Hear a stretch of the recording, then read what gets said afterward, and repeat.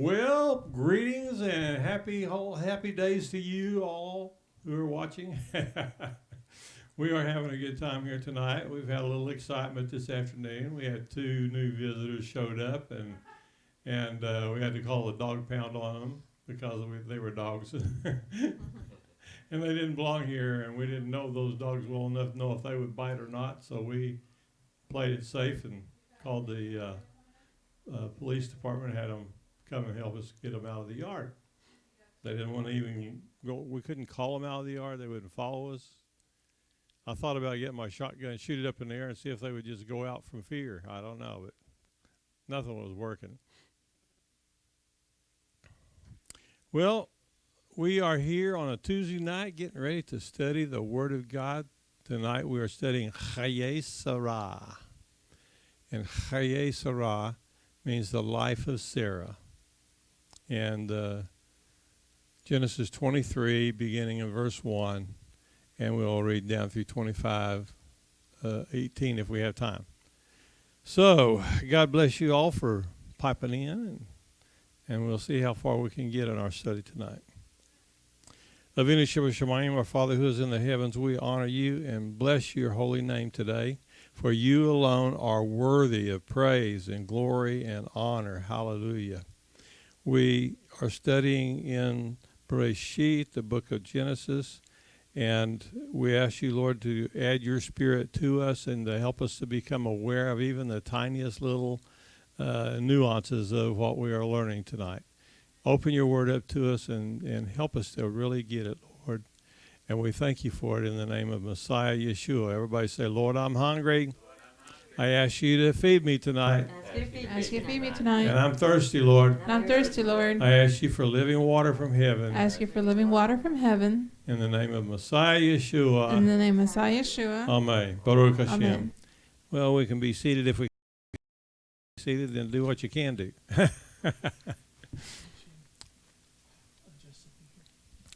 Beginning in chapter 23, verse 1. It says, Vayihu Hayyei Sarah Mea Shana Esarim Shana Shiva Shanim. Now, some people have commented on this section, on this what we just read. And the way it kind of seems strange is because it says Sarah was 100 years old and 20 years old at 7 years old. And the Hebrew only pluralizes the last one, where it says 7 shanim. The shanim is the plural form of the number 7. So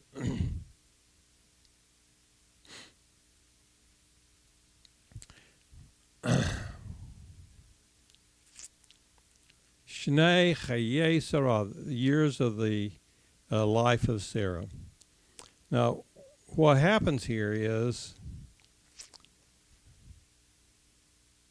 we've got, she's 100. How many? 100. She's only 100. All right? Mm-hmm. And she's 7 years old. And then, oh, wait a minute. It says 100, and then it says Esarim. Esarim is the multiplier of 10, so you'd multiply that number by 10 in order to get the full age on each of the digits. So anytime you see a number in Hebrew that has been put the im on the end of it, it becomes a plural. It's dealt with as a block. It's not dealt with as individual years. But you total all the years up to find out how many the total is. And Shiva Shanim is 7 plural. Shanim, years total. And then we have Esorim, that's 10 multiplied, but with the ones that begin with like a 10, if they multiply that, then they go to a multiplier of 10, but they use it's just different, okay? You take Mea Shanim is 100 years, but you don't say 100 years in Hebrew. You say 100. She's 100, and then you say Ve'esorim, and 20 Shana, and that's singular, Shana, right there. Shana is a single year, okay, but it's 20. It's dealt with as with a singularity on the noun. And then V'shiva Shanim. Shiva Shanim, there's the plural form of the year stuck on the end of the 7. So why do they do that? Well, it just makes a little bit of sense when you study it through. 100, that's dealt with as a block. And Esarim is dealt with as a block, that's 20. And then we have Shiva Shanim, that's dealt with as individual years for some reason. So anyway, it makes a little sense, but I don't necessarily claim to have knowledge of it, or I didn't structure the number system and how it works, so I can't take credit for it.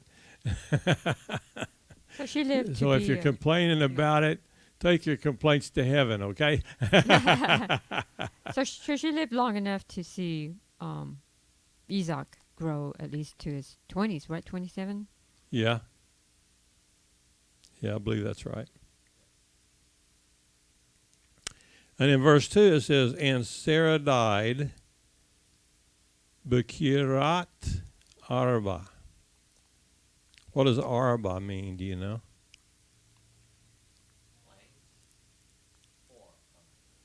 Okay. Arba means 4. And Bekiryat, what does that mean? Do you know? It means a level place, like a floor. Okay. Like the floor of a house would be considered like a kiryat. Okay, so the name of the city was the 4 floors. Oh, cool. I don't know where it came from, but it had probably something to do with where it was located. So Sarah died, and she was died in Kiryat Arba. It's the same as he, which is really the word for she. He in Hebrew means she. Wow.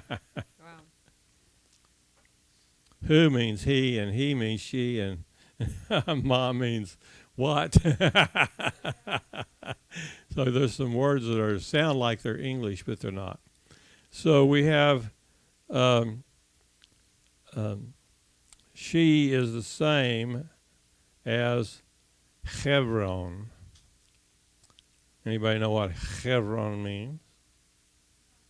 I can't remember. I'm going to bring it up for you. You've mentioned it. Hebron is a place of association, but you have to go back to the original root, Heber. It's a society, also a spell, an enchantment. Look here, enchantment. So that area was known for spiritual activity. Does that make sense? I just think it's interesting to chase these roots back and see what they mean.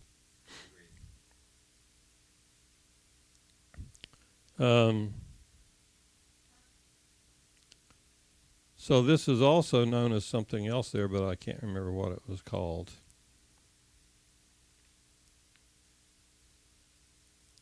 Anyway, it might hit me here in a minute after we study it for a bit.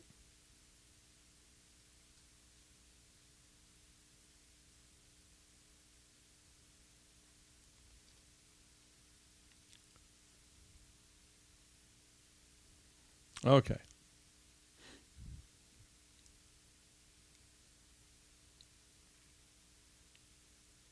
So it was in the land of Canaan. Now, where does the name Canaan come from? From the grandson of Noah. Ham, Shem, and Japheth. Ham's son. So, Noah's children were named Ham, Shem, and Japheth, and one of those had a son named Canaan, and so the name was called in his honor as the patriarch of the region. And so Abraham, he came to mourn for Sarah and to weep for her. Now, he's been married to her a long time. Yeah. And I know that he's got to be brokenhearted over her loss. Abram stood up before his dead, and he spoke unto the sons of Het.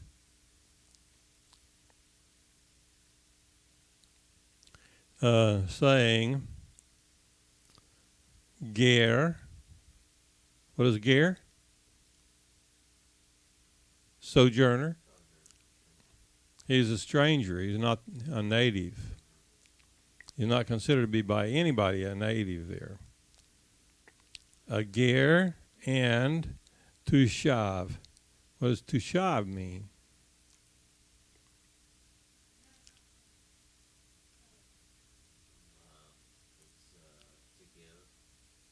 No, tushav means a person who is a resident.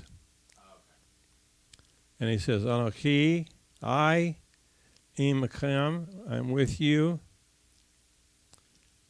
And then he says, Tanu. That's a shortened form of the word natan, which means to give. Okay? So, not new. Tanu means literally, y'all give. To me, to me. Achuzat, a possession. It's a possession that will be like an inheritance. Okay? As a burying place, kever. Kever means literally to cover. To cover our dead, in a grave. Imachem, give me a covering, a burying place with you. And ekvera, that I may cover. There's the same word. Here's this word, kever, and here's the same root right there. See it? And so that I may bury mati, my dead. Mat means the dead, and mati me, my dead. And then mil panav, away from my sight, away from my eyes.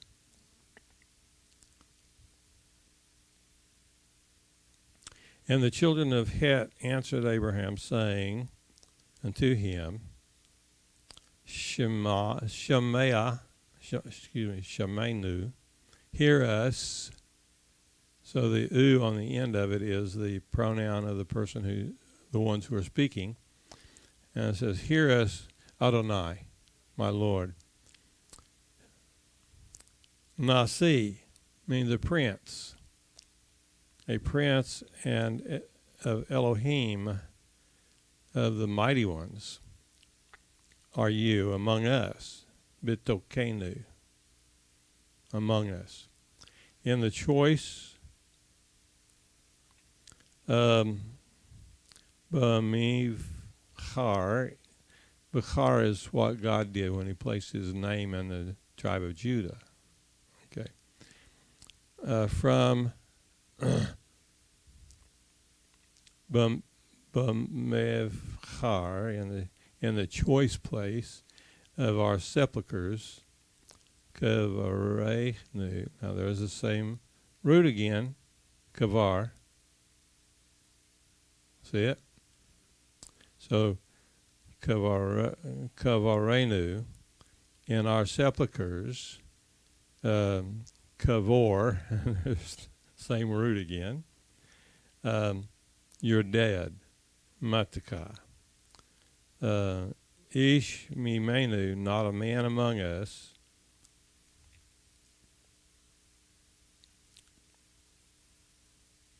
His sepulchre, none of us shall withhold from you. You may bury your dead. So he said, you can take your choice anywhere you want to bury. They think very highly of him. They recognize him as a part of the Eloheinu. See, he was operating in a spiritual zone there from Hebron, and they recognized his spiritual authority. And it says, Abraham stood up and bowed himself to the people of the land, to the children of Chet. And he communed,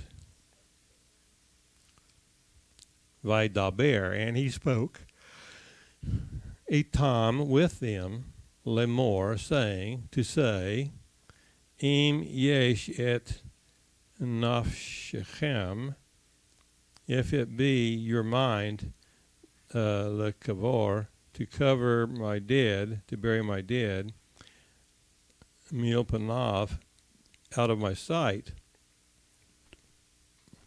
shemauni, listen to me.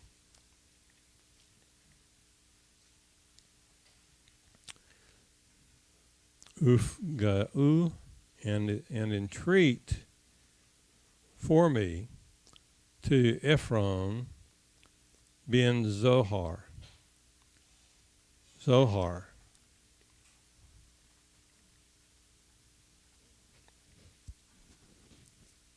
It means whiteness.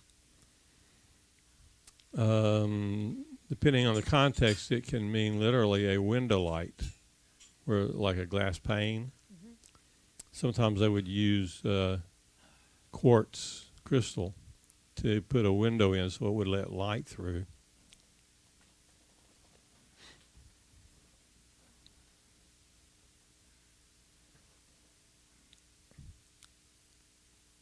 Yitzchar, he will shine. So there's the he on the front of that word in Zachar. So he will shine is understood to me the meaning of that name. The Yitzi Bitsy Spy? No, never mind. I'm in one of those moods tonight. What can I say?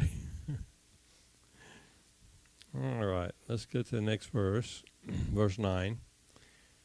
That he may give to me the cave of Machpelah, which is in the field, in his field, for as much money as it is worth, and he shall give it to me amongst you for possession of a burying place. Now the problem that Abraham had, he wasn't at liberty to just go in and buy a piece of land because he wasn't a resident. And of course the king of the area, whoever the king is, would be inclined to give it to a citizen of their land, not to a stranger living there. So if he can perchance buy a burying place, then it gives him a toehold in that area as a owner, a property owner. What happens in modern times if somebody is a property owner? Do they get recognized as being a property owner? They get say so. Mm-hmm. And they also have to pay taxes on that property, don't they? Mm-hmm. So it gives them not only a toehold in the area, but it also obligates him to be responsible for whatever expenses are involved in maintaining that property. Now I'm going to go to verse 10, and I'm going to open up the Bible.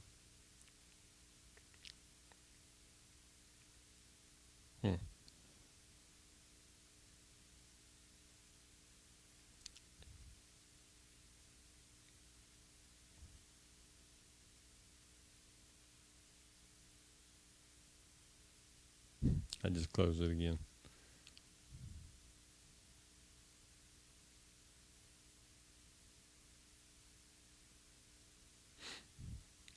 It says, Ephron the Hittite was sitting among the sons of Chet, and he gave Abraham his answer in the presence of the sons of Chet, who belonged to the ruling council of the city. So these were like the people who were, the king would have been the mayor of the city, and the council members would be the ruling council.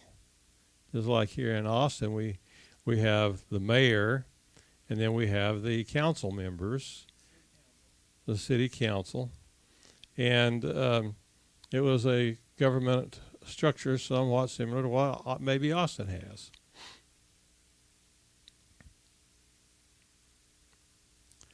So this guy says to Abram, "No, my Lord, listen to me. I'm giving you the field with its cave. I'm giving it to you. In the presence of my people, I give it to you." Why did he word it that way twice? Because it becomes law. Abram bowed before the people of the land, and he spoke to Ephron in their hearing. "Please be good enough to listen to me. I will pay the price of the field. Accept it from me, and I will bury my dead there." But Ephron answered Abram, "My Lord, listen to me. A plot of land worth 400 shekels. What is that between me and you? Just bury your dead." And what did he do? He promptly handed over 400 shekels of silver, because that was the price he quoted. A plot worth 400 shekels of silver. He said that's what it's worth. What is that between me and you? Just bury your dead. And Abram got to the point of what Ephron had said. And so he weighed out for Ephron the amount of the money that he had specified in his of the sons of Het, 400 shekels of silver in weight, accepted among the merchants, 10 pounds roughly, according to Dr. Stern.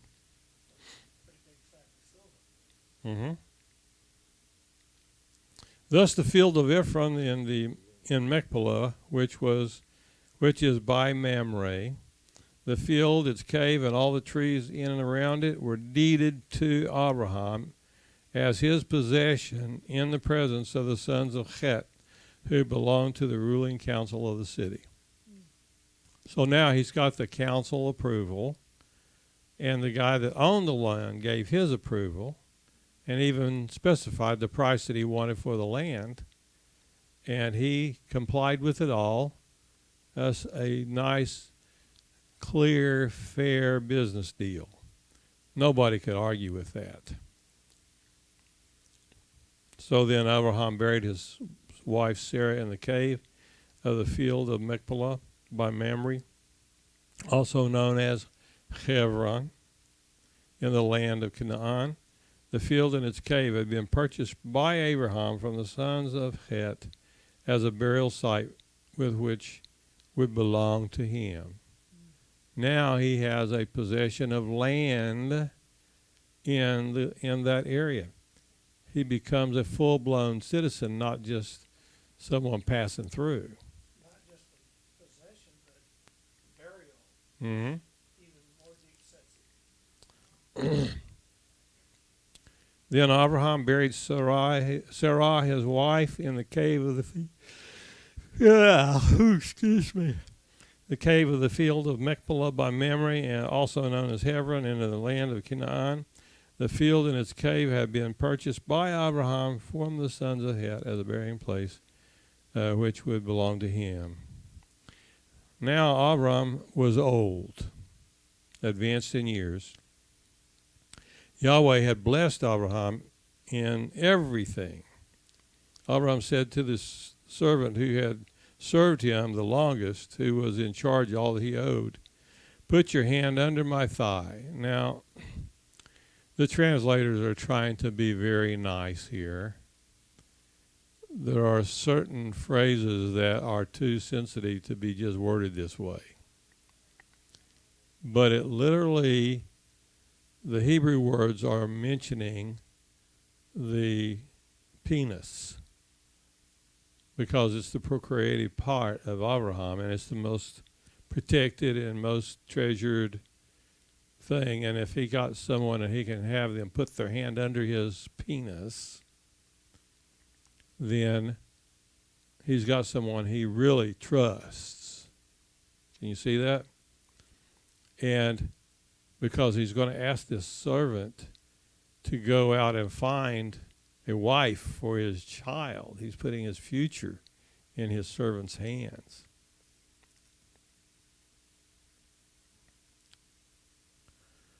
And because I want you to swear by Yahweh, put your hand under my thigh, I want you to swear by Yahweh, God of heaven and God of earth, that you will not choose a wife for my son from among the women of the Canaanites, among whom I live,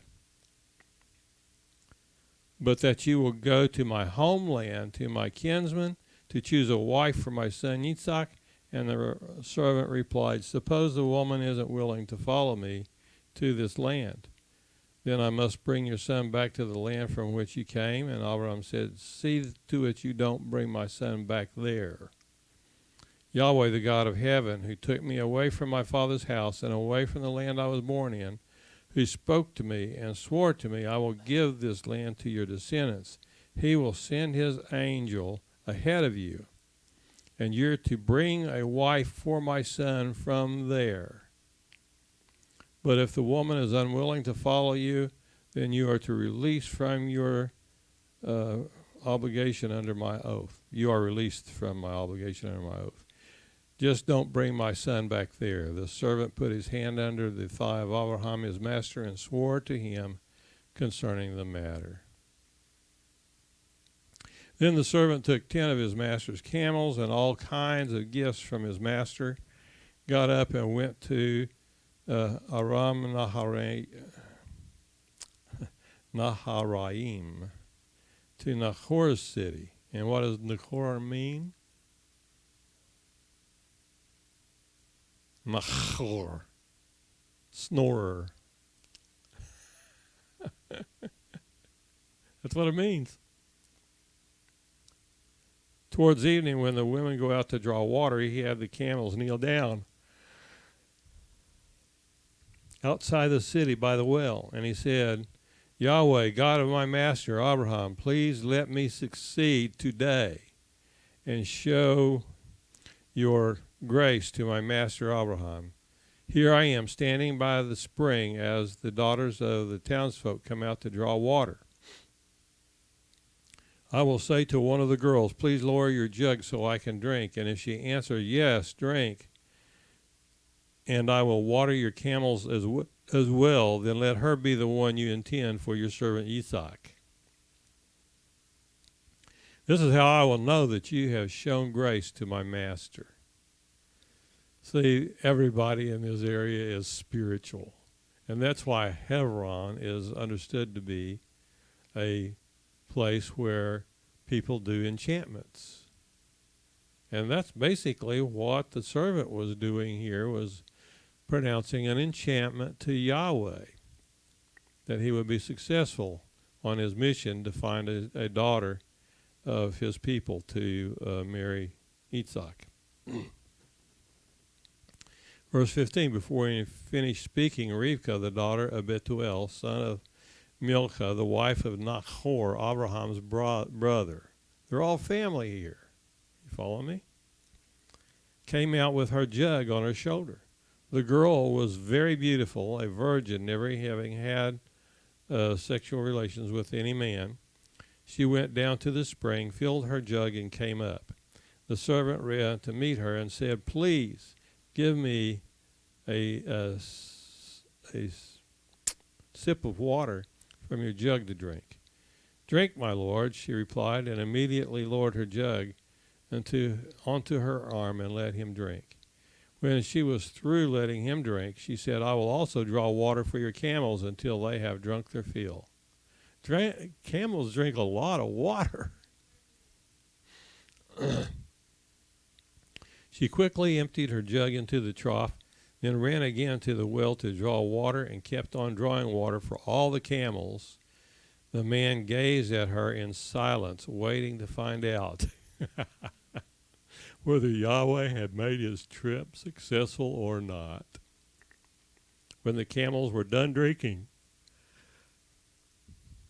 the man took a gold nose ring weighing 1/5 of an ounce and 2 gold bracelets weighing 4 ounces and asked, "Whose daughter are ye? Tell me, please, is there a room in your father's house for us to spend the night?" She answered, "I am the daughter of Bethuel, the son of Milcah, who bore to the son Milcah bore to Nahor," adding, "We have plenty of straw and fodder, the room for staying overnight." The man bowed his head and prostrated himself before Yahweh. Then he said, "Blessed be Yahweh, God of my father Abraham, who has not abandoned his faithful love for my master, because Yahweh has guided me to the house of my master's kinsman." So awesome. The girl ran off and told her mother's household what had happened.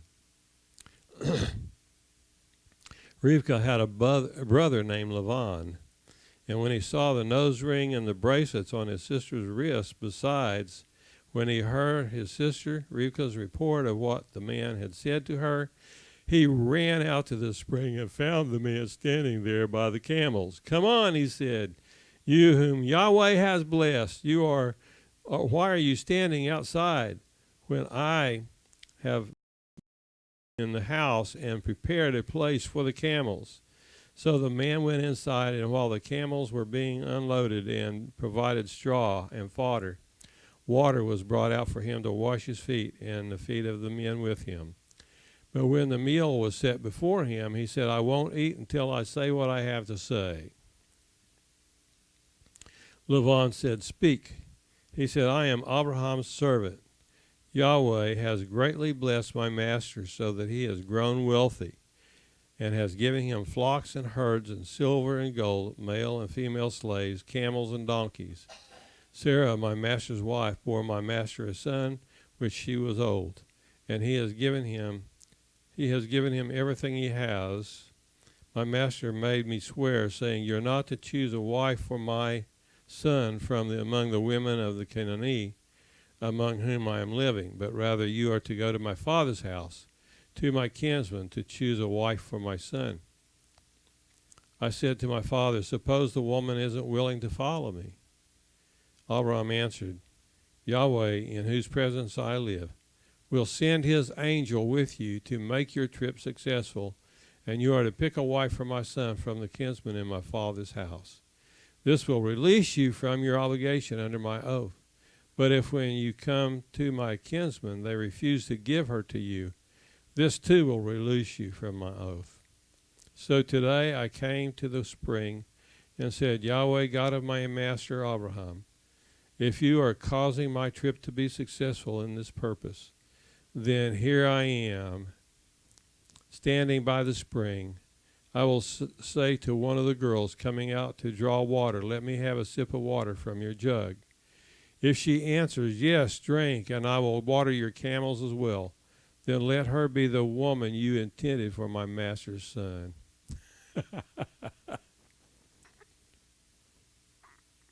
Hallelujah. And even before I finished speaking to my heart, there came Rivka, going out with her jug on her shoulder, and she went down to the spring and drew water. And when I said to her, "Please give me a drink," She immediately lowered her jug from her shoulder and said, "Drink, and I will water your camels as well." So I drank, and she had the camels to drink too. I asked her, "Whose daughter are you?" She answered, "I am the daughter of Bethuel, son of Nachor, whom Milcah bore to him." Then I put the ring on her nose and the bracelets on her wrists, bowed my head, prostrated myself before Yahweh, and blessed Yahweh, God of my master Abraham, for having led me in the right way to obtain my master's brother's daughter for his son. And it's actually his granddaughter. So now, but all the descendants are counted as daughters and sons. Verse 49, so now if you people intend to show grace and truth to my master, tell me. But if not, tell me, so I can turn elsewhere. Lavan and Bethuel replied, "Since this comes from Yahweh, we can't say anything to you either good or bad. Rivkah is here in front of you. Take her and go. Let her be your master's son's wife, and as Yahweh has said." When Avram's servant heard what they said, he prostrated himself on the ground to Yahweh. Then the servant brought out silver and gold jewelry together with clothing and gave them to Rivkah. He also gave valuable gifts to her brother and mother. He and his men then ate and drank and stayed the night. In the morning they got up, and he said, "Send me off to my master." Her brother and mother said, "Let the girl stay with us a few days, at least 10. After that she will go." He answered them, "Please, no, don't delay me, since Yahweh has made my trip successful. But let me go back to my master." And they said, "We will call the girl to see what she says." And they called Rivkah and asked her, "Will you go with this man?" And she replied, "I will." Hallelujah. So they sent their sister Rivkah away with her nurse, Abraham's servant and his men. They blessed Rivkah with these words, "Our sister, may you be the mother of millions. May your descendants possess the cities of those who hate them." And then Rivkah and her maids. Yeah. Rivkah and her maids mounted the camels and followed the man. So the servant took Rivkah and went on his way. Meanwhile, Isaac, one evening after coming, this is also awesome, after coming along the road from Beer Lachai Roi, he was living in the Negev. He went out walking in the field, and as he looked up, he saw camels approaching. Rivkah too looked up, and when she saw Yitzhak, she quickly dismounted the camel. She said to the servant, "Who is this man walking in the field to meet us?" When the servant replied, "It's my master," she took her veil and covered herself. The servant told Yitzhak everything he had done, and then Yitzhak brought her into his mother Sarah's tent and took Rivkah, and she became his wife, and he loved her. Thus was Yitzhak comforted for the loss of his mother. Abraham took another wife. According to rabbinic tradition, that would have been Hagar he took for his wife, whose name was Keturah. She bore him Zimran, Yoshkan, Midian, and Yishbak and Shuach. Yokshan fathered Shuvah and Didan. The sons of Didan were Ashrim, Letushim, and Lumim. The sons of Midian were Ifa, Epher, Hanok, Avidah, and Eldada. And these were the descendants of Keturah. Abraham gave everything he owned to Yitzhak. Now see there, Abraham didn't just stay just married to Sarah. After she died, he took another wife. And the rabbis say that this was actually Leah. Well, not Leah. Hagar. This was Hagar. Keturah was Hagar? Yeah. But she was sent away. Yeah. But she came, but that didn't mean he couldn't go back to her somewhere. He loved her. He really did love Hagar. But he did all the things that he did because of Sarah, his wife, and that Sarah was content for things to stay the way they were as long as she didn't have to see that son of hers, Ishmael, being there challenging her son all that time. So, Well, isn't there a teaching though that a man cannot take back a? he didn't divorce her. He said, "She's your slave girl. You do what you will with her." But wouldn't it have just had the same name, Hagar, not Keturah? No, because they had many names in those days. Everybody had various names they were known by. I'm sorry? At least two, right? Yeah.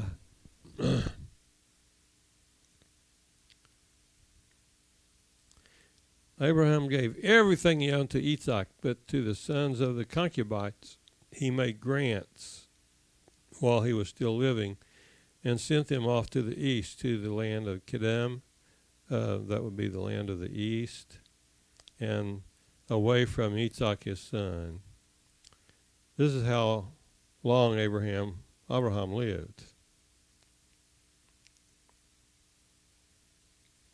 175 years.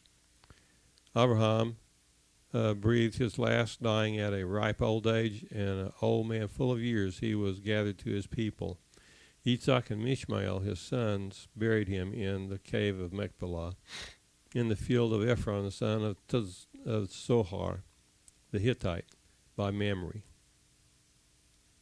The field which Abraham purchased from the sons of Het was Abraham was buried there with Sarah his wife. After Abraham died, God blessed Isaac his son, and Isaac lived near Bir Lahai Roi. Here is the genealogy of Ishmael, Abraham's son, whom Hagar the Egyptian woman bore to Abraham. These are the names of the sons of Ishmael, listed in order of their birth. The firstborn of Ishmael was Naviot, followed by Kedar, Adabel, Mivsam, Mishma, Duma, Masa, Hadad, Teema, Tur, Etur, Naphish, and Kedma. These are the sons of Ishmael. These are their names, according to their settlements and camps, 12 tribal rulers. This is how long Ishmael lived, 137 years, and then he breathed his last and died and was gathered to his people.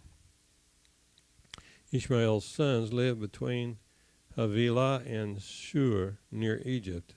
As you go towards Ashur, he settled near his kinsmen. And that's the end of the Torah Parsha for this week. We did it.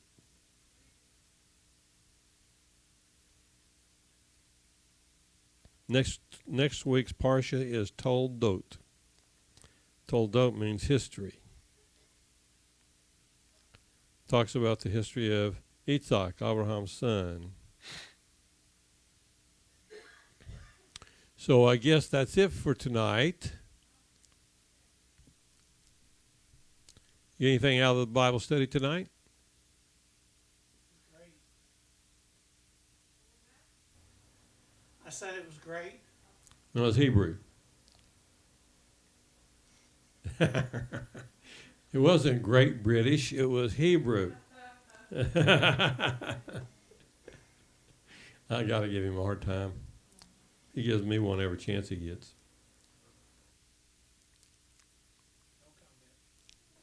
Watch out, I'm your elder as well as your rabbi.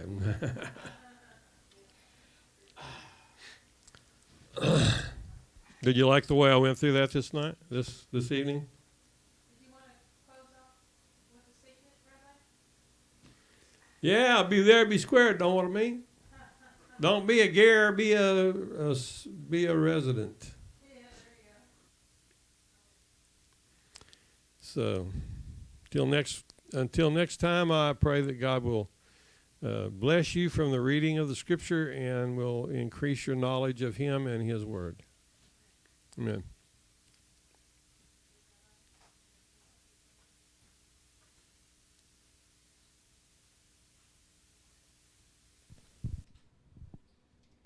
Thank you for joining us for another delightful evening of our Torah and Customs class. We want to welcome you back to our weekly Shabbat services as commanded by Yahweh, so that we can come together and bless His holy name, studying further and deeper in the Scriptures.